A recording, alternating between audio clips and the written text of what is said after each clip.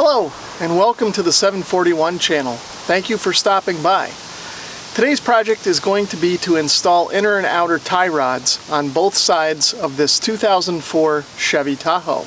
In previous videos I detailed the removal and installation of the pitman arm and idler arm and also the removal of the inner and outer tie rods.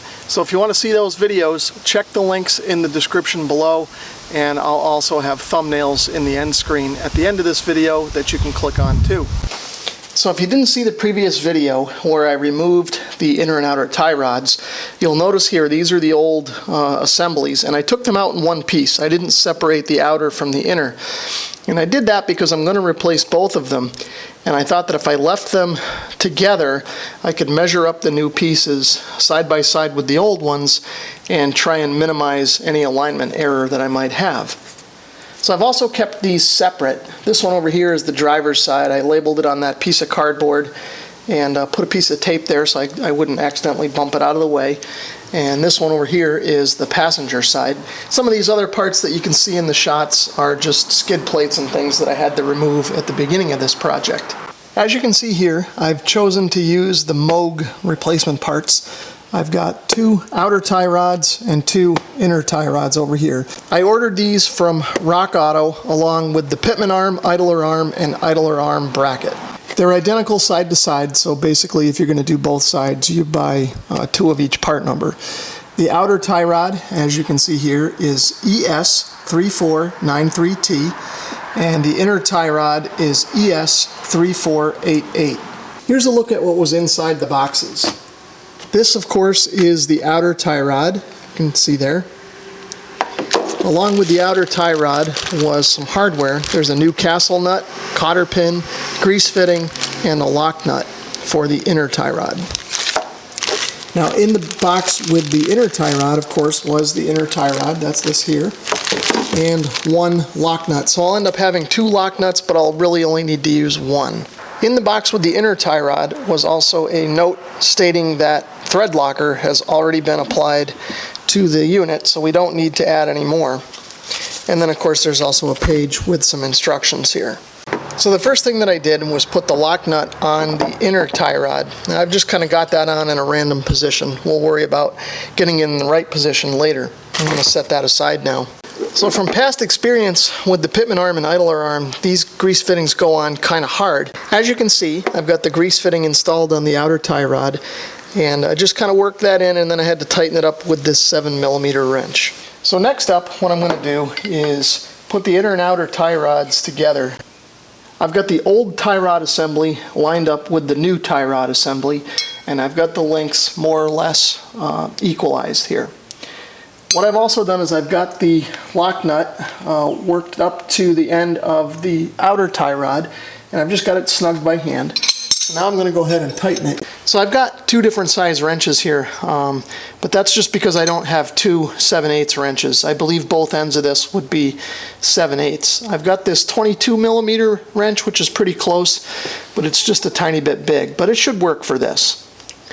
So anyway, what I'm going to do now is I'm just going to hold the outer tie rod end with 1 wrench, and I'm going to tighten the lock nut with the other. Now I don't have any way to accurately measure the torque on this, but the instructions say that this should be tightened to 33 foot-pounds. So not overly tight, but tight enough. So here's the passenger side. You can see that I've got everything assembled and measured out, and I'm ready to snug up the lock nut here. So once again I'm going to use my 2 wrenches, and I'm going to tighten this down to approximately 33 foot-pounds. But again, I have no real way to measure it, so just doing this by feel. So we're on the driver's side of the truck now, and here's a look at the end of the center link where the inner tie rod will screw into. So basically I just have to screw that in and then torque it down. So I'm just going to remove this plastic cap that came with it that protects the threads and the aforementioned Loctite that's already pre-installed on the threads. So I'm just going to get that lined up and thread it on there. Just have to be careful that I don't do any cross threading. It is going to probably go a little bit tight into the threads when it hits that lock patch. So now that I've got this on and snugged up by hand, I'm going to tighten it using my adjustable wrench. Now this really isn't the best tool for the job. You really should use the right size wrench. I'm not sure exactly what the right size should be for this. It's something bigger than 32 millimeter. That's the largest wrench I have. So I think it's just a little bit bigger than that. According to the instructions, this should be tightened up to 74 foot-pounds. Now I also don't have a proper torque wrench for this, so I'm just going to have to go by feel on that. So I've cleaned all the old grease and grime off of the steering knuckle here, and I'm going to bring the outer tie rod end in and kind of line it up and get it pushed down into that taper as best I can by hand. Now I'll use my torque wrench, and I'm going to tighten this up to 50 foot-pounds. I didn't see anything in the instructions giving me a torque rating on this, but I figure I'll just match it to what I did for the pitman arm and the idler arm onto the center link. That should be close enough. Now the last thing that I want to do is install this cotter pin in the hole here. Now if for some reason the gaps in the castle nut don't line up and you're not able to put the cotter pin in, always tighten it a little bit more. Never loosen it up to get the slots to match the hole for the cotter pin. That'll do it for the driver's side. So now I'm just going to repeat this process over on the passenger side and hopefully get it done before the thunderstorm that's on its way gets here. The skies are darkening and the rain is starting, but I've got the passenger side tie rod assembly in. You can see here that I ended up having to jack up the steering knuckle to get this sway bar to clear. I was having trouble threading this in because the sway bar was in the way, but once I raised that up, it brought the sway bar up just enough so that this would clear and thread in easier. So what I'll do now is I'll let this back down to its natural state and put this in just like I did on the other side after I tighten this up. Okay, so I'm tightening up the inner tie rod to the center link now. I'm not sure if you can see this in the camera. The skies are getting darker by the minute as that storm gets closer and closer.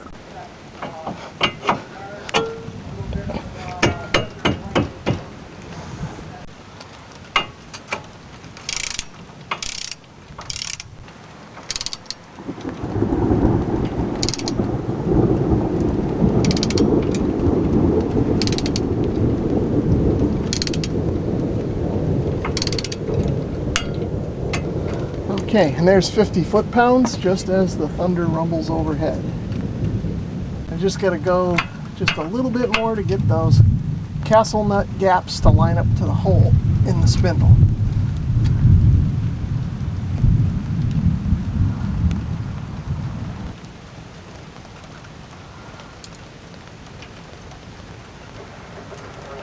Alright, that should do it. All that's left now is to put the wheels on. But I think I've run out of time here. I'm going to have to wait for this storm to pass. Well, I went in and had dinner, and it's still raining. I guess I got to wait a little bit longer for it to pass. Well, I ended up having to wait out the rain last night. It just kept raining and raining, and it was raining heavy, and I had a puddle out there in the driveway. So I ended up getting the tires on this morning, and I switched the good tires that were on the back of the truck that are not worn funny and put them on the front, as you can see here. And I've actually already driven over to the alignment shop this morning. They did the alignment for me. So I'm good to go. The truck is riding good now. The last thing that I want to do is install the skid plate and splash pan over there and just get those back on the truck.